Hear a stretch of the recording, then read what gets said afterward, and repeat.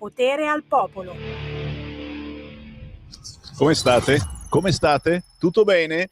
5 minuti dopo le 11, buongiorno. No, non siamo malati, siamo tutti bene, abbiamo il termometro cinese, ci continuiamo a provare la febbre, siamo perfetti, assolutamente. E allora, ancora il buon mattino da Sammy Varin. Certo, tra poco riavvolgiamo il nastro di questa settimana di controinformazione. Prima però una raffica di notizie dal sito del Corriere.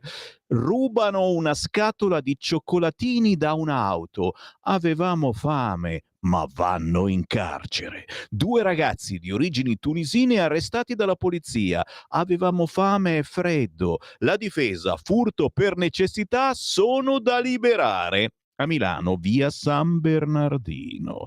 Poi 3000 cose su Sanremo, chiaramente, adesso cominciano a menarcela, ma ancora invece suicida dopo la truffa dei bitcoin a Chivasso. La sorella ha perso più di 200.000 euro in 4 mesi, voglio giustizia. E ancora Tortona, nell'Alessandrino, orrore in stazione. Ucciso a coltellati a 19 anni per rubargli il monopattino. Non è finito! Era sul balcone, neonato morto a Sesto San Giovanni, il corpo in un secchio, lo shock dei genitori della sedicenne, non sapevamo. E infine, terra dei fuochi, il pastore che denunciò, le pecore nascevano deformi e così capimmo. Chiudiamo con un'altra terribile notizia appena battuta dalle agenzie. Cremona, studentessa di 15 anni, muore investita da un bus mentre va a scuola. Lo schianto vicino a un semaforo.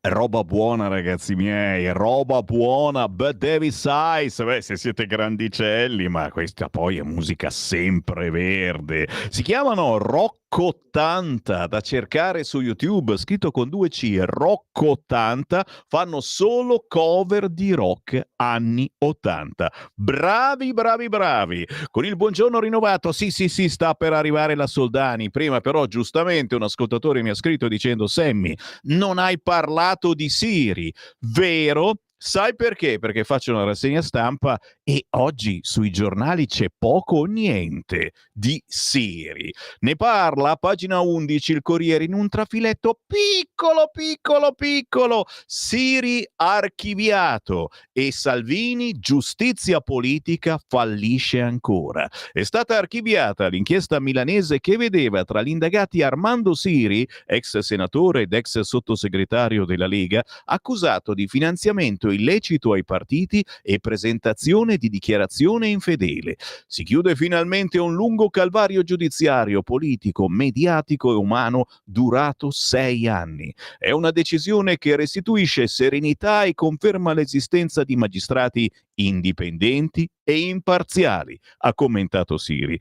Felice per Armando e per la Lega, altra inchiesta strillata per mesi sui giornali e finita in nulla. Altri soldi pubblici sprecati, altro fallimento di una giustizia, tra virgolette, che ha invaso il campo della politica. Così Matteo Salvini. Signori, riavvolgiamo il nastro delle notizie della settimana con noi, Chiara Soldani. Ciao Sammy, ben trovato e un saluto a tutti i nostri ascoltatori.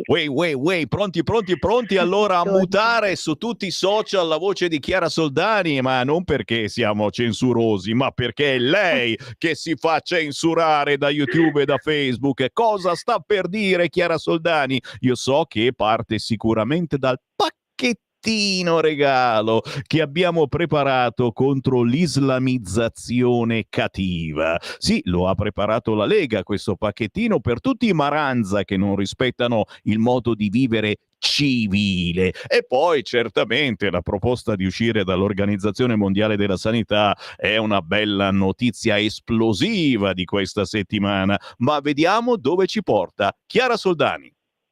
Ti ringrazio Sammy, oggi sarà facile censurarmi perché ho pochissima voce, anzi mi scuso con te ovviamente con tutti coloro che ci stanno ascoltando, quindi facciamo un favore, prestiamo il fianco con l'influenza a queste facili censure, ma tornando agli argomenti realmente interessanti, giustamente parlavi del pacchetto anti-Islam che ovviamente è stato proposto e comprende una serie di norme tutte firmate dalla Lega, tutte proposte ovviamente dagli esponenti del Carroccio.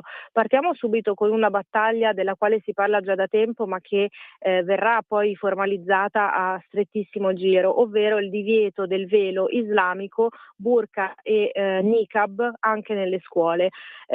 Silvia Sardone, che sappiamo essere sempre in prima linea anche in queste battaglie, non soltanto in sede italiana ma soprattutto in sede europea, dice è una garanzia di sicurezza. Ovviamente lo sappiamo che non identificare questi personaggi sia un problema, ma per quanto riguarda le bambine più piccole, visto che stiamo parlando anche degli istituti scolastici, quindi luoghi di aggregazione per bambini, è un enorme deterrente sul fronte dell'integrazione. Chiaramente vengono discriminate queste bambine che sono diverse, lo ripetiamo sempre, le culture diverse sono a mio modestissimo parere una ricchezza nel momento in cui c'è un mutuo rispetto, nel momento in cui tu nel mio paese rispetti le mie regole. Questo è diciamo lapalissiano, ma ci tocca di questi tempi come non mai doverlo sempre ribadire. Appunto la richiesta il divieto di burqa e niqab nei luoghi pubblici oltre che nelle scuole, e questo lo diciamo appunto, ribadiamo il concetto per agevolare soprattutto l'integrazione delle più piccole. La mozione è stata presentata ovviamente dalla Lega, verrà molto probabilmente discussa il 4 febbraio. Anche il capogruppo leghista in Regione Lombardia, Alessandro Corbetta, dice sono strumenti di oppressione, appunto questi veli e queste costrizioni, soprattutto in estate. Insomma, è terribile vedere queste bambine completamente bardate, coperte, e quindi insomma è qualcosa che umanamente fa anche soffrire, devo dire, visto che si tratta soprattutto quell'età così tenera di imposizioni, evidentemente insomma senza essere ben consapevoli di che cosa si tratti. Il burqa comporta problemi anche di sicurezza, ribadisce appunto Silvia Sardone, insomma staremo a vedere. Diciamo che Regione Lombardia in primis è in pole position in questa battaglia, perché appunto sono questioni che verranno discusse in primis nella nostra sede regionale, quindi staremo poi a vedere ovviamente anche la risonanza europea, che secondo me sarà molto interessante, visto che sappiamo benissimo insomma in Europa anche il vento che tira.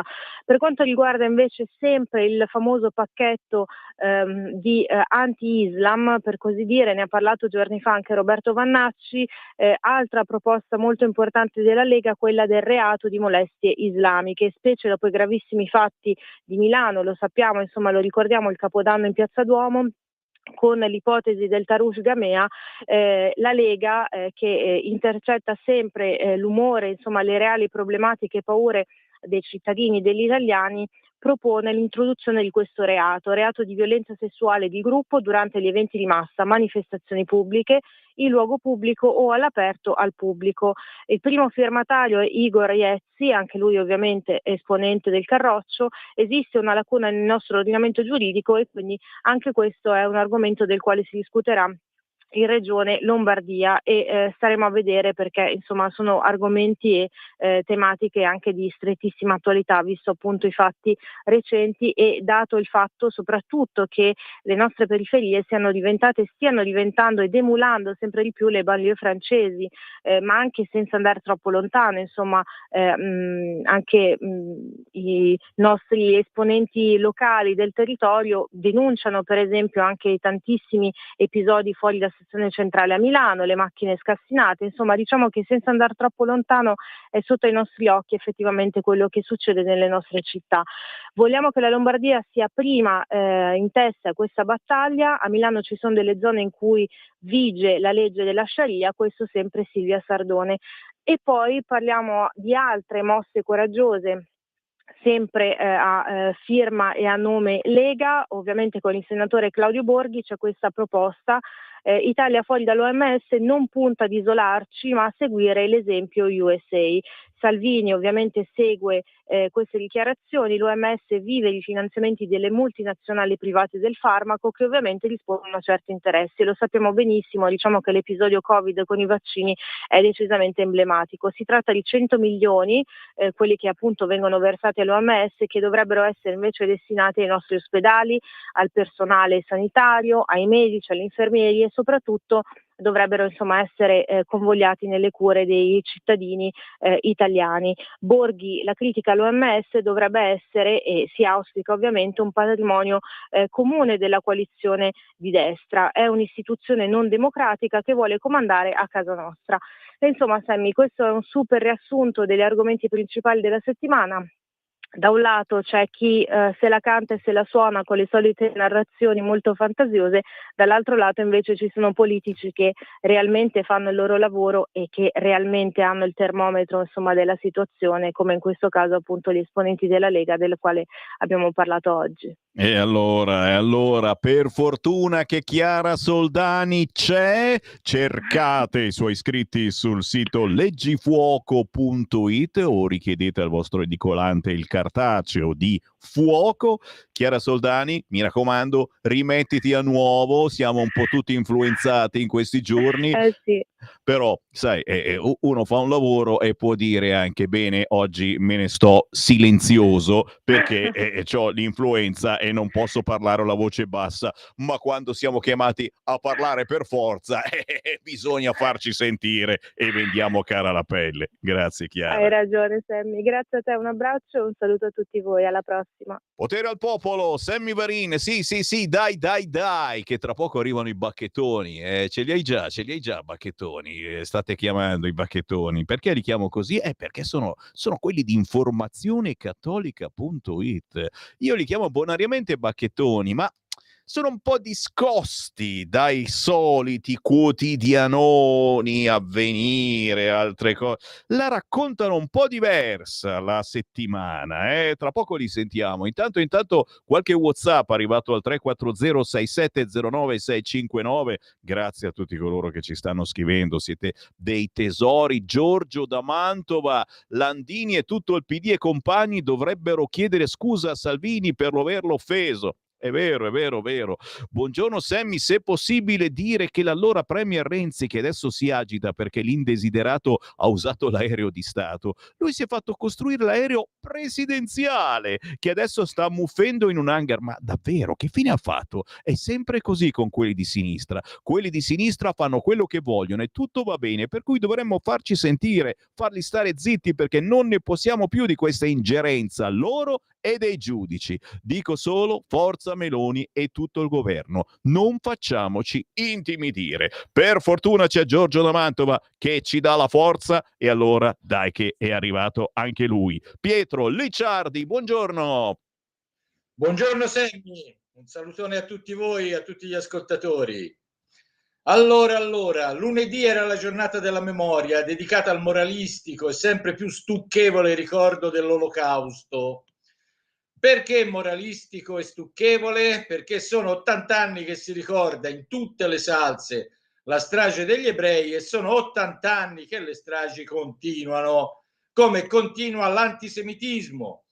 E ce lo ricorda Andrea Rossi, che nel suo articolo ci dice come già nel 1967 Pierpaolo Pasolini, al termine della guerra fra Egitto e Israele, alzò solitario la sua voce su una tendenza che vedeva consolidarsi nel Partito Comunista Italiano, ovvero l'antisionismo, definizione edulcorata di un sentimento anti-ebraico che nella sinistra italiana era vivo e presente almeno dal 1948, ossia dalla nascita dello Stato di Israele.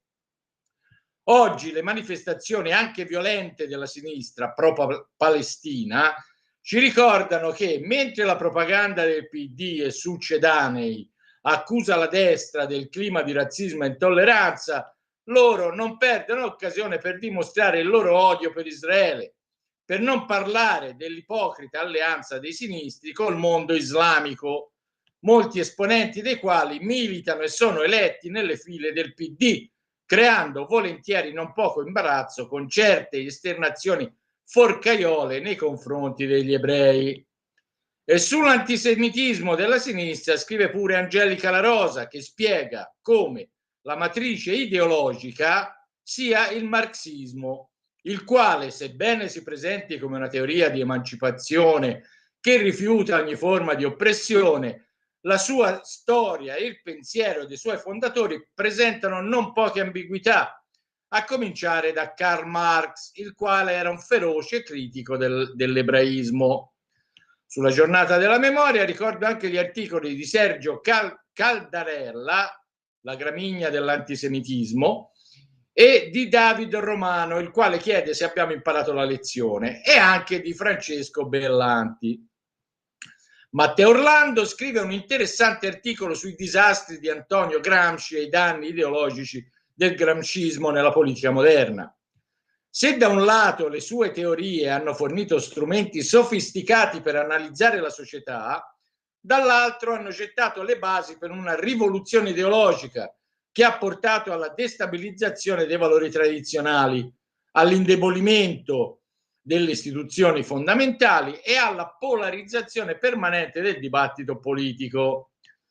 L'idea dell'egemonia culturale è il fulcro del pensiero di Gramsci, secondo cui la classe dominante non mantiene il potere solo con mezzi coercitivi, ma anche attraverso il consenso delle masse, ottenuto imponendo una visione del mondo tramite le istituzioni culturali come scuole, università, chiese, media e arti. Un concetto questo che è ancora utilizzato come uno strumento per politicizzare la cultura e manipolare la società in modo insidioso. Insomma, soprattutto voi al governo, leggetelo questo articolo, perché purtroppo le teorie gramsciane sono attualissime e in loro risiede la chiave per comprendere come mai in Italia la destra ha la maggioranza dei consensi, ma di fatto riesce a governare poco.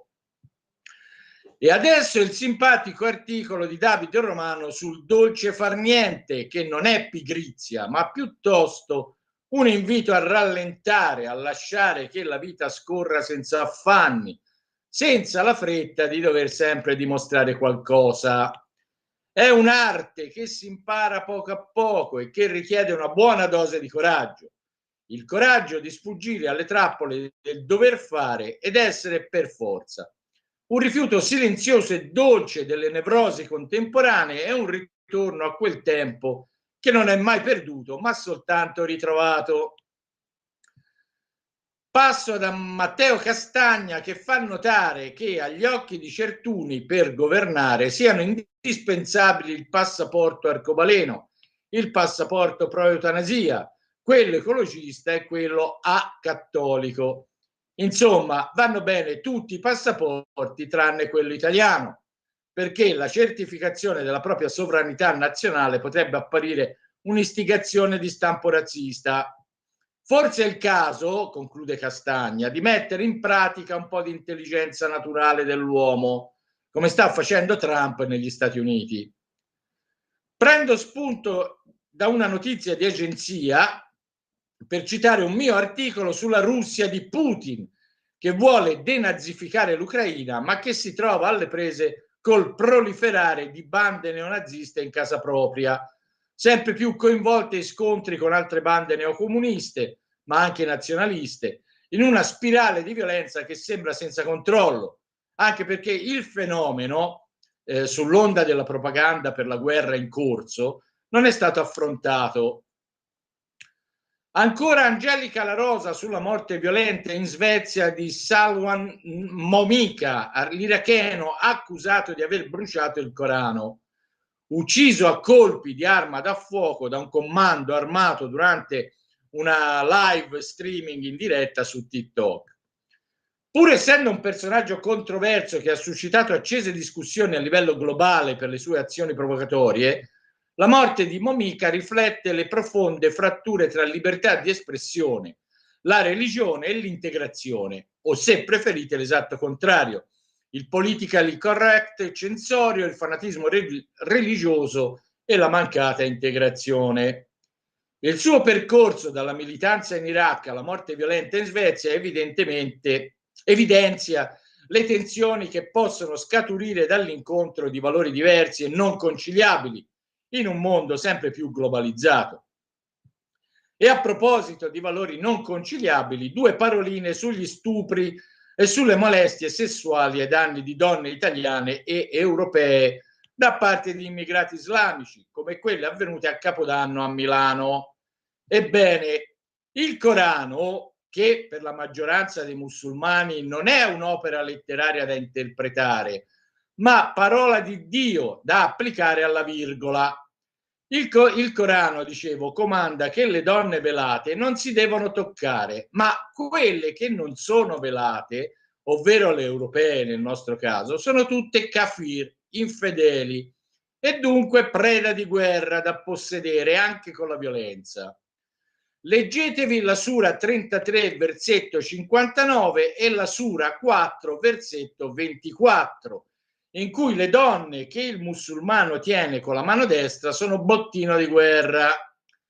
Per farla breve, stupri e molestie sessuali di gruppo hanno un preciso significato che travalica la semplice delinquenza e lascia intravedere che una buona parte di immigrati di fede islamica, anche di islamici cittadini, tra virgolette, italiani, diventati tali solo grazie ad un provvedimento burocratico amministrativo, non hanno alcuna intenzione di integrarsi, ma al contrario accarezzano l'idea, probabilmente inculcata loro da imam integralisti che predicano nelle moschee improvvidamente fatte nascere come funghi sul suolo italiano, quindi accarezzano l'idea di includere l'Italia e l'intera Europa nella umma islamica. Oltretutto i protagonisti delle aggressioni sono per lo più giovani o giovanissimi, proprio quelli ai quali qualcuno vorrebbe attribuire la cittadinanza italiana con procedimento abbreviato, non più 10 ma 5 anni. Una follia. Per saperne di più leggete l'articolo. E con questo, caro Sammy, anche per questa settimana abbiamo concluso la nostra rassegna. L'appuntamento a venerdì prossimo. Per fortuna ci sono quelli di Informazione Cattolica che hanno riavvolto il nastro con qualche polemicuzza che ci piace. Fatevi un giro sul sito informazionecattolica.it o anche su Facebook Informazione Cattolica. Grazie davvero. Pietro Licciardi, alla prossima settimana.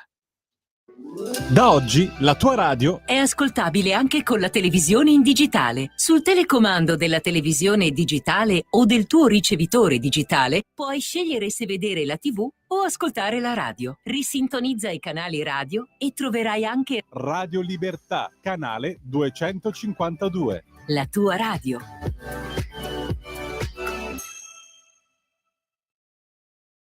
Lo amiamo perché ci offre sempre le cose più buone e naturali. Linea Alberto Acerbis. Buongiorno care amiche, buongiorno cari amici, ascoltatori di Radio Libertà da Alberto Acerbis.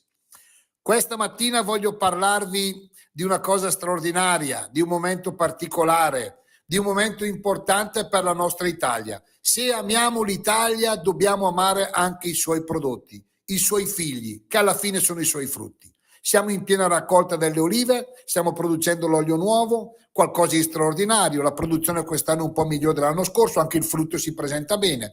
Quindi a tutti coloro che ci conoscono già, a tutti coloro che vogliono provare l'olio extravergine di oliva Acerbis, la grande offerta è di ricevere 6 bottiglie di olio Acerbis da 1 litro direttamente a casa vostra, chiaramente estrazione a freddo, chiaramente 100% italiano di olive italiane. 6 bottiglie da 1 litro di olio Acerbis a casa vostra, parlo dell'olio novello, 84 euro. Il trasporto è gratuito, chiamate 030 68 44 08 o visitate olioacerbis.com. Grazie.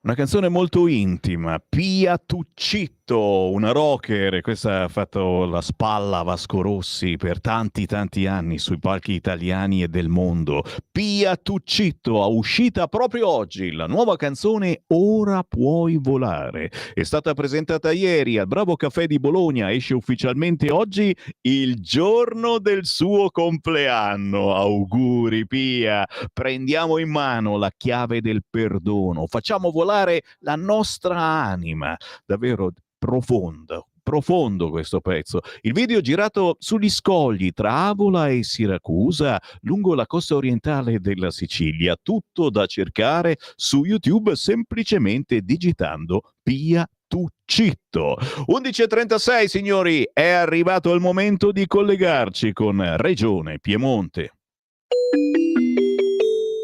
Qui Parlamento. Montagne. Va ora in onda Focus Piemonte. Piemonte. Chi passa in front sta via città. E proprio dal Piemonte abbiamo con noi l'onorevole Alessandro Giglio Vigna. Buongiorno. Buongiorno a tutti gli amici di Radio Libertà e buongiorno Sammy, bentrovati. E ben trovato a te, Presidente Commissione Politiche UE, naturalmente tanto amore per la tua regione, ma anche tanta attenzione di quello che la convivenza, molte volte per qualcuno forzata con questa Europa, ci può portare. Beh, senti, partiamo subito da quello che è successo questa settimana, perché sei stato a Bruxelles per un incontro interparlamentare sul ruolo degli stati nell'Unione, ma hai parlato tra le altre cose di un qualcosa che noi stiamo trattando in questi giorni, dello scandalo Timmermans, ovvero soldi dell'Unione Europea alle lobby turbo green per, diciamo così, avvicinare gli europarlamentari a questi diktat, e il risultato poi lo avete visto come siamo ridotti. Non so da dove vuoi parlare, ma raccontaci questi ultimi giorni che secondo me sono significativi. Certo, grazie Sammy. Ma allora, a Bruxelles in Europa sono andato nella mia veste di Presidente della Commissione Politiche dell'Unione Europea, appunto in una riunione interparlamentare fra parlamentari europei e parlamentari di tutti i parlamenti nazionali dell'Unione, e ovviamente la posizione della Lega, la posizione dell'Italia è stata ancora una volta ribadita, ovvero gli Stati devono avere più voce in capitolo in questa Europa all'interno dell'Unione, perché troppo spesso la Commissione fa il bello e il cattivo tempo, troppo spesso gli Stati non hanno voce in capitolo nella formazione della normativa, nelle leggi che poi regolano la nostra vita e hanno un impatto vero, anche economico, sulle nostre aziende, sui nostri lavoratori e sui nostri cittadini. Quindi bisogna tornare a un'Europa, come dice Salvini sempre, un'Europa di una volta, il modello della comunità economica europea, ve la ricordate, la CE, poco invasiva sulla vita dei cittadini, poco invasiva sulla vita degli stati, e togliere di mezzo tutta quella influenza che invece Bruxelles ha avuto negli ultimi anni sulla nostra vita. Ma quello che è veramente scandaloso, quello che è veramente assurdo, a me ha fatto veramente molta impressione, ma non sono l'unico in tutta Europa e non sono l'unico che ne ha parlato a Bruxelles o che ne sta parlando a Roma, è questo scandalo Timmermans, questo Timmermans Gate. Timmermans, ve lo ricorderete come la persona, come il commissario europeo più caldo su quelle politiche green che noi come Lega e come Italia abbiamo tanto combattuto, quindi le case verdi, case green, l'auto elettrica, il regolamento imballaggi, insomma tutti quei regolamenti turboambientalisti, come diciamo sempre Sammy, che hanno dato, danno e avrebbero dato ancora più problemi ai cittadini se la Lega non li avesse stoppati, se la Lega con i partner nostri europei, con i partiti dei Patriots ora, prima di Identity and Democracy, non li avesse stoppati o non avesse fatto un'azione di mitigazione di questi regolamenti ecofolli sull'altare della dea Greta Thunberg. Ma la roba veramente incredibile è che soldi della Commissione, sotto Timmermans appunto, soldi della Commissione, soldi dei capitoli cambiamento ambientale e transizione verde, sono stati dati invece che alle imprese per mitigare quei regolamenti turboambientalisti e ecoradicali che tanto ci hanno dato da preoccupare negli anni passati, ancora oggi ci preoccupano. Soldi che potevano essere dati alle imprese per mitigare gli effetti di quei regolamenti sono stati dati a delle lobby green, a delle lobby ambientaliste per fare pressione sui parlamentari europei e per convincerli che quei regolamenti dovevano essere applicati e dovevano passare nella loro versione più estremista ambientalista. Un cortocircuito, cioè soldi dei cittadini della Commissione, ma soldi evidentemente dei cittadini europei, quindi anche italiani, dati alle lobby per convincere gli europarlamentari che quei regolamenti dovevano passare nelle loro versioni più estremiste. È un cortocircuito incredibile nel sistema Europa, di sicuro fondi distolti appunto da quello che poteva essere magari un'azione mitigatrice proprio di quei regolamenti. Noi come Lega lo stiamo denunciando in tutte le sedi diciamo a nostra disposizione, quindi dal gazebo fino alle aule parlamentari fino alle riunioni interparlamentari. È chiaro che Timmermans non la può passare liscia, perché questo non è stato un una tantum, questo è stato un vero e proprio sistema, sono stati trovati degli elenchi di parlamentari da chiamare, la Commissione addirittura dava a queste lobby, a questi gruppi di pressione degli obiettivi da raggiungere entro determinate date. Stiamo veramente parlando di un sistema di ciclo di soldi, di fondi distolti appunto da altri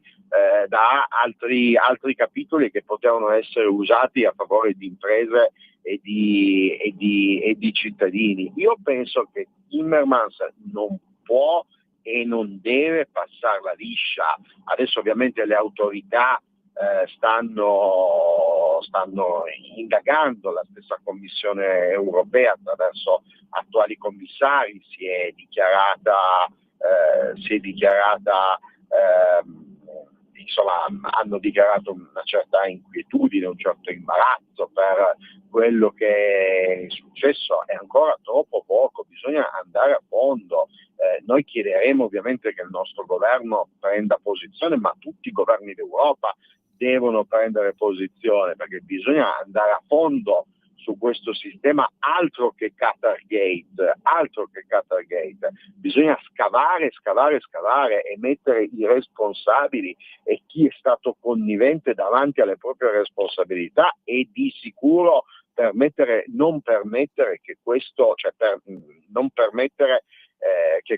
agire in modo che questo non succeda più, ecco, non permettere che queste cose succedano ancora.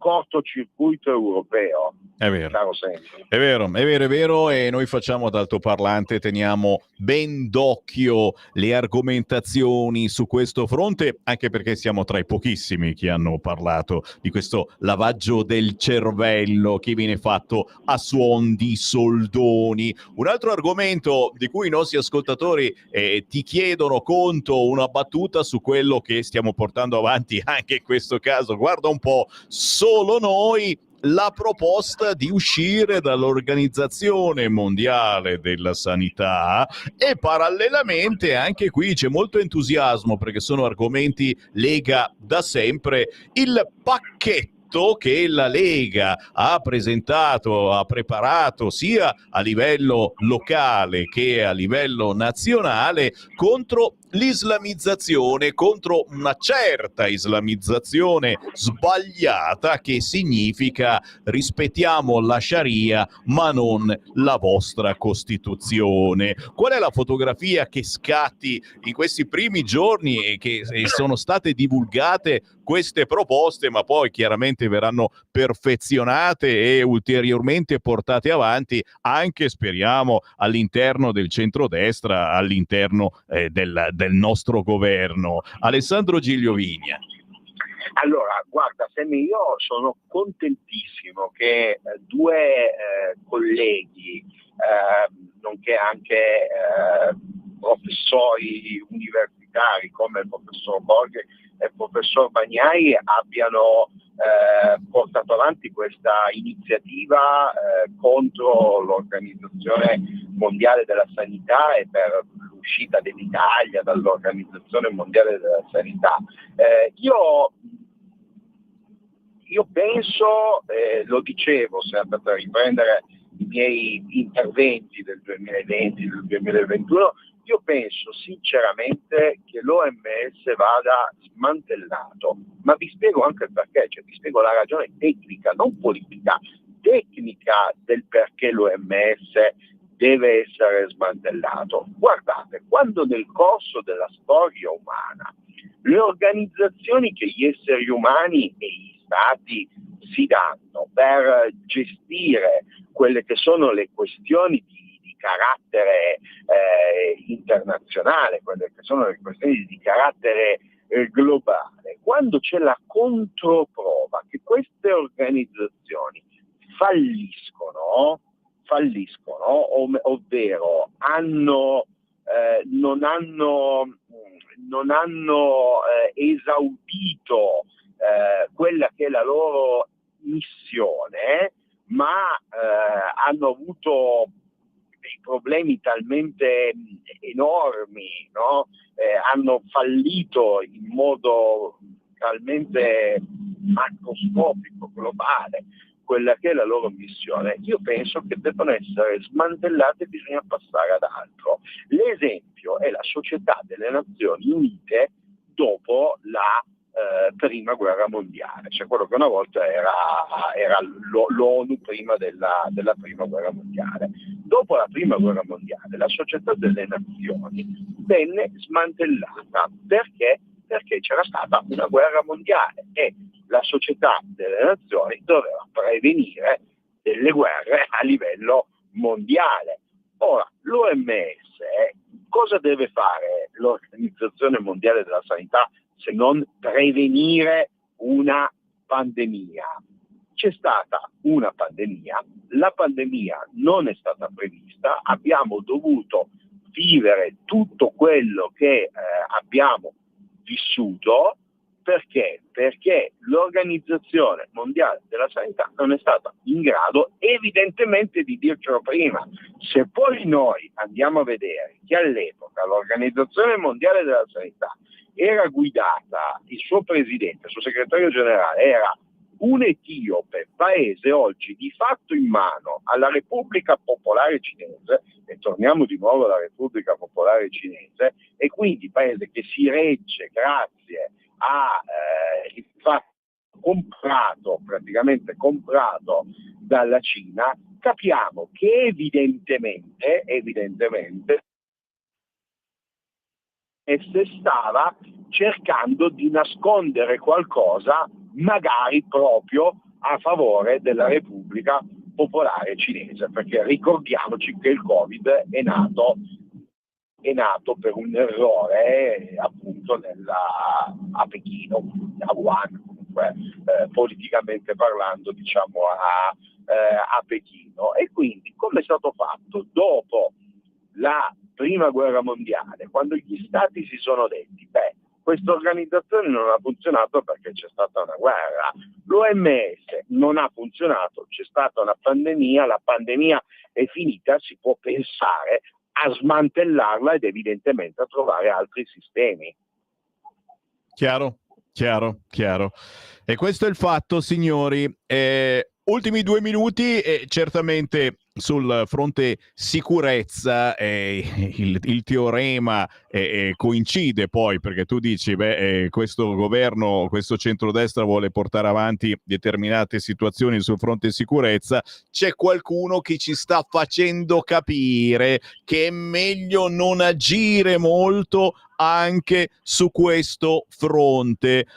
Cosa sta portando avanti la Lega per rispondere ai gravi fatti che stanno accadendo nel nostro paese, ma anche lo diciamo, per rispondere al mondo che cambia, perché dagli Stati Uniti all'Europa abbiamo visto in Francia, in Germania cosa sta cambiando, e è meglio che ci tiriamo sulle maniche e diamo anche noi delle risposte sul fronte immigrazione e soprattutto sul fronte le nostre leggi bisogna rispettarle, o no, Alessandro?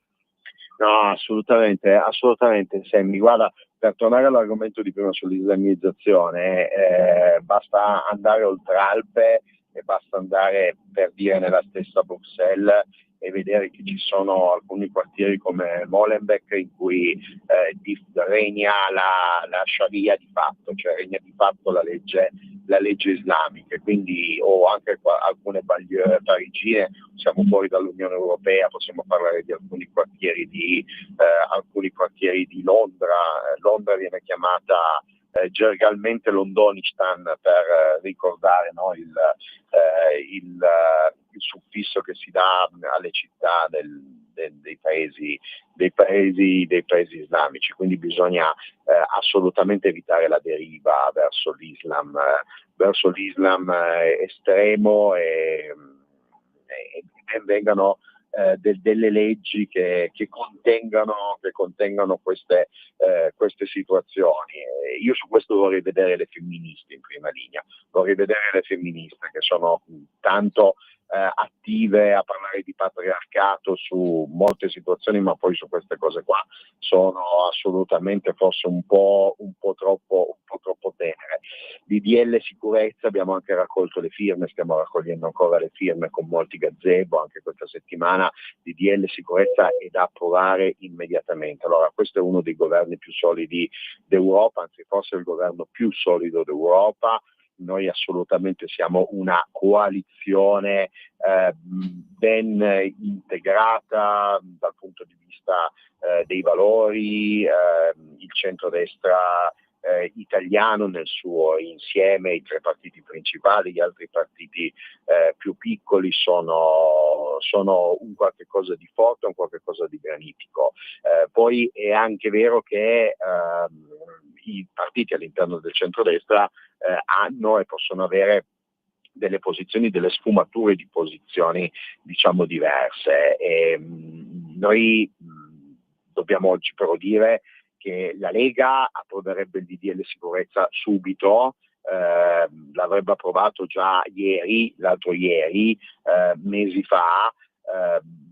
Noi dobbiamo anche fare un appello alla Premier, a Giorgia Meloni, a Fratelli d'Italia, che stanno un pochino tergiversando da questo punto di vista, dobbiamo dirlo. Se sentite le dichiarazioni, per esempio, dell'onorevole Donzelli in televisione o di altri esponenti di Fratelli d'Italia, ci sono un po' di sì, un po' di ma, un po' di ni, un po' di distinguo. Questo articolo, questo emendamento, qui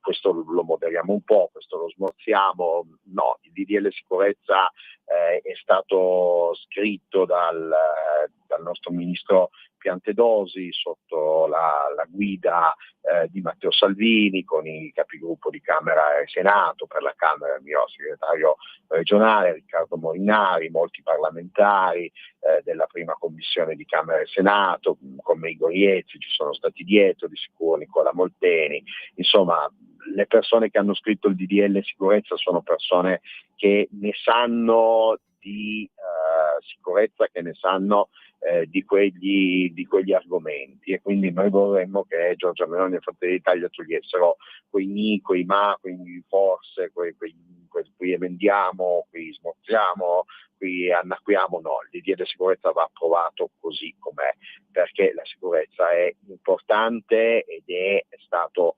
studiato proprio per essere una normativa che vada a stringere, non in senso repressivo, nell'ottica che i cittadini devono essere sicuri a poter uscire di casa, e nell'ottica che gli amici delle forze dell'ordine, carabinieri, polizia, ricordiamo gli amici della municipale, la locale o come si chiama nelle varie regioni, devono anche loro essere un pochettino più protetti, perché le cose che stanno succedendo si possono evitare, si evitano con l'approvazione del DDL di sicurezza. E allora drin, suoniamo la sveglia anche all'interno del centrodestra e ringraziamo il deputato della Lega Alessandro Giglio Vigna. Grazie Alessandro.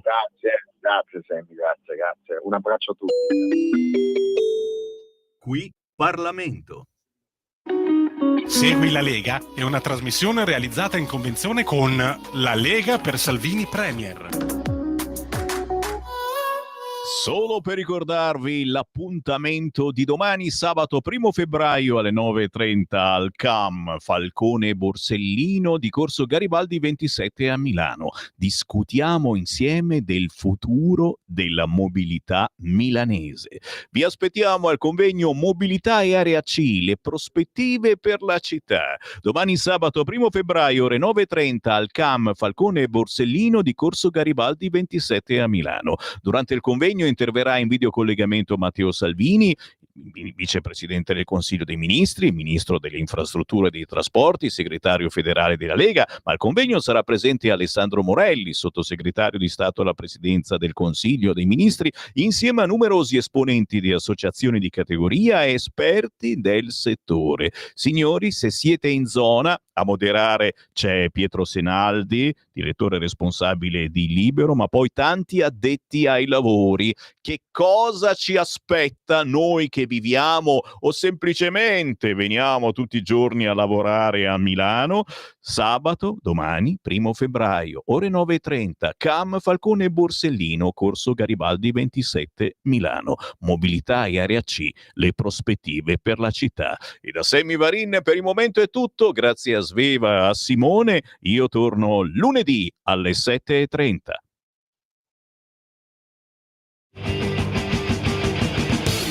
Avete ascoltato Potere al Popolo.